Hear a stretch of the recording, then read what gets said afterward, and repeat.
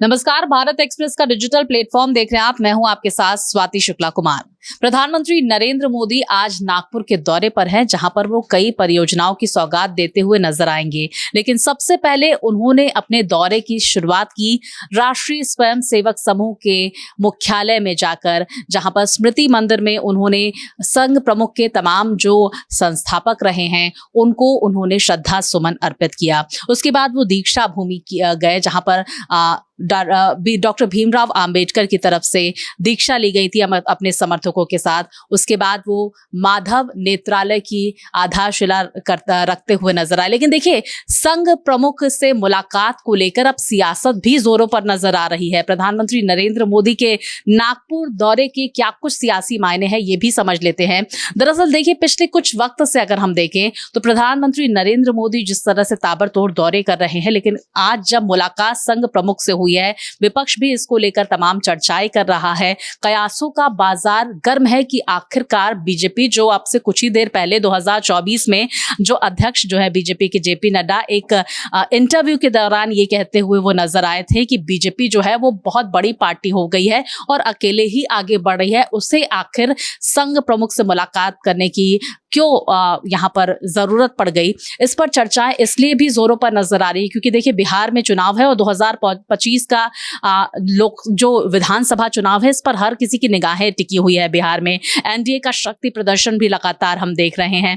क्या मजबूती रहती है, क्या ताकत रहती है। लोकसभा चुनावों में हमने देखा कि किस तरह से बीजेपी जो है कुछ खास प्रदर्शन करती हुई नजर नहीं आई। हालांकि बहुत बड़ी पार्टी जरूर उभरी थी बनकर, लेकिन पिछले 2 बार की तुलना में वो प्रदर्शन, वो बहुमत का आंकड़ा जो है वो बीजेपी ने नहीं हासिल किया। ऐसे में मुलाकात के कई मायने हैं और चर्चाएं इसलिए भी जोरों पर नजर आ रही हैं क्योंकि प्रधानमंत्री जब मुख्यमंत्री थे उस दौरान उन्होंने जरूर यहां पर दौरा किया था संघ के कार्यालय का, लेकिन प्रधानमंत्री रहते हुए पहले ऐसे प्रधानमंत्री नरेंद्र मोदी बन गए हैं जो संघ प्रमुख से मुलाकात करते हुए मुख्यालय में नजर आए। और देखिए, वो अहम तस्वीरें भी लगातार भारत एक्सप्रेस ने आप तक पहुंचाई है। और इस वक्त जो झुकाव है बीजेपी का, वो बेहद खास जो है वो संघ की तरफ नजर आ रहा है। कई मंचों से प्रधानमंत्री नरेंद्र मोदी की तरफ से अब संघ की तारीफ भी की जा रही है। हाल ही में अमेरिकी पॉडकास्टर फ्रीडमैन से उन्होंने मुलाकात जब की थी, उनको इंटरव्यू दिया था, उस दौरान उन्होंने इस संघ की तारीफ भी की थी। कई मंचों से अब तारीफ हो रही है और उस दौरान प्रधानमंत्री की तरफ से कहा गया था कि किस तरह से आरएसएस निस्वार्थ भाव से यहाँ पर भारत में काम करती हुई नजर आ रही है।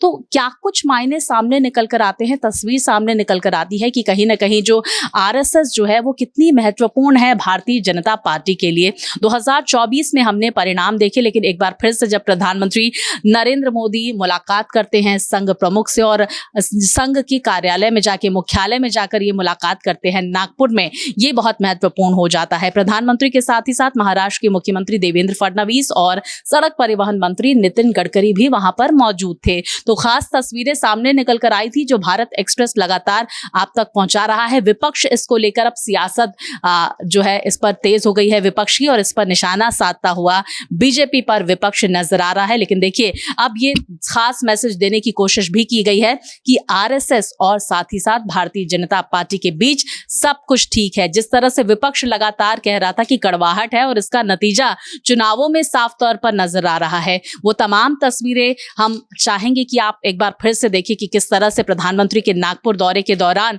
क्या कुछ खास देखने को मिला। प्रधानमंत्री के नागपुर दौरे को लेकर आपकी क्या राय है, कमेंट बॉक्स में जरूर बताएं।